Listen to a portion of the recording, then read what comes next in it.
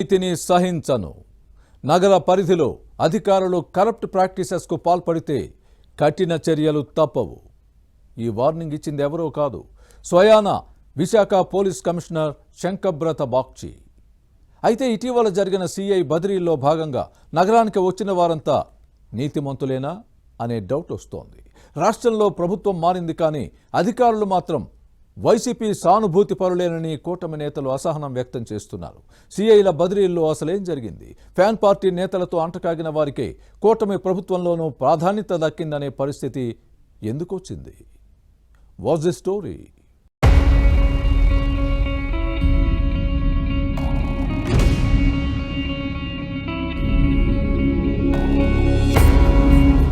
గత ప్రభుత్వానికి వ్యతిరేకంగా నిరసనలు చేపడితే సెక్షన్ 30 అమల్లో ఉందని అరెస్టు చేశారు ఓ సీఐ. రాత్రి నైట్ రౌండ్స్ లో సిబ్బందిని పిలిచి వైసీపీకి ఓటు వేయాలంటూ ప్రచారం చేయించారు మరో సీఐ.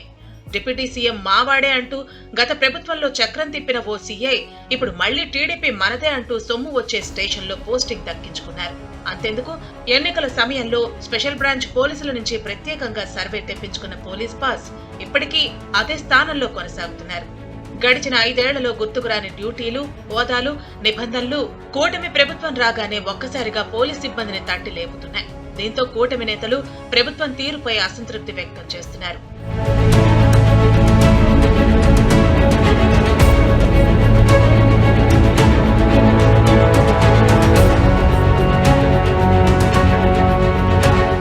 వైసీపీ పాలనలో చక్రం తిప్పిన అధికారులకే కూటమి ప్రభుత్వంలోనూ ప్రాధాన్యం దక్కుతోంది. ఫ్యాన్ నేతలతో అంటగాగిన పోలీసులే ఇటీవల జరిగిన బదిలీల్లో కీలక పోస్టులు దక్కించుకున్నారు.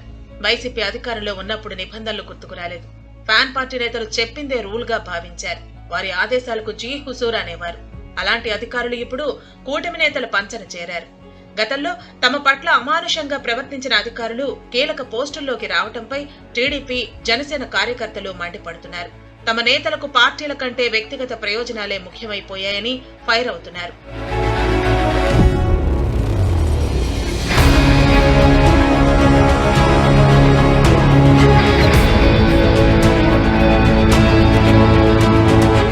నగర పోలీస్ కమిషనరేట్ లో ఇటీవల సీఐ బదిలీలు జరిగాయి. గతంలో వైసీపీకి అనుకూలంగా వ్యవహరించిన వారికే ఇప్పుడు కీలక పోలీస్ స్టేషన్లలో పనిచేస్తున్నారు. నగరంలో ఒకే చోట 3 ఏళ్లు పనిచేసిన పోలీస్ అధికారులను ఎన్నికల సమయంలో ఇతర జిల్లాలకు బదిలీ చేశారు. తర్వాత కూటమి అధికారంలోకి రావడంతో అలాంటి వారికి నగరంలోకి తిరిగి వచ్చే అవకాశం ఉండదని భావించారు. కానీ ఇప్పుడు వైజాగ్ పోలీస్ కమిషనరేట్ పరిధిలోని స్టేషన్లలో పాతవారే కనిపిస్తున్నారు. దీంతో కూటమి క్యాడర్ షాక్ కి గురైంది.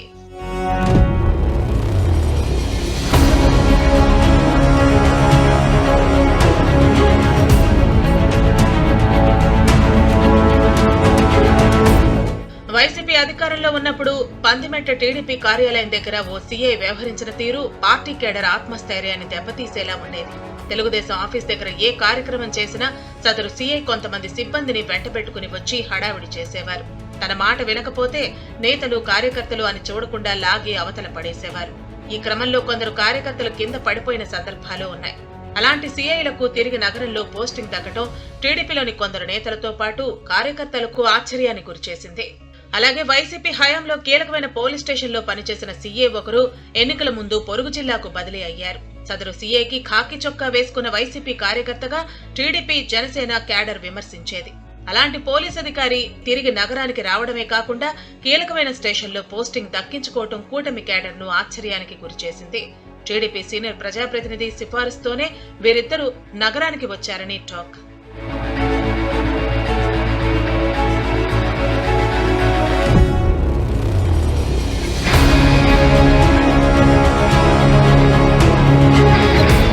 అలాగే వైసీపీ హయాంలో నగర పోలీస్ కమిషనరేట్ లో చక్రం తిప్పిన ఓ ఇన్స్పెక్టర్ వేరే జిల్లాకు బదిలీ అయిన 2 రోజుల్లోనే సిటీకి వచ్చారు. దీనిని కూటమి నేతలు తప్పుపడుతున్నారు. ఫ్యాన్ పార్టీ పాలనలో పొరుగు జిల్లా ప్రజాప్రతినిధి అండతో ఏజెన్సీలో 3.5 ఏళ్ల పాటు కీలక పోలీస్ స్టేషన్లో సర్కిల్ ఇన్స్పెక్టర్ గా పనిచేసిన అధికారి నగరంలో పోస్టింగ్ దక్కించుకున్నారు. సివిల్ సెటిల్మెంట్లు ఎక్కువగా జరిగే స్టేషన్లో పోస్టింగ్ దక్కించుకోవడం చర్చనీయాంశంగా మారింది. జగన్ పాలనలో వైసీపీ నేతల అడుగులకు మడుగులెత్తిన అధికారులను కూటమి ప్రభుత్వం ప్రాధాన్యం కలిగిన పోస్టుల్లో నియమించడాన్ని క్యాడర్ క్వశ్చన్ చేస్తోంది.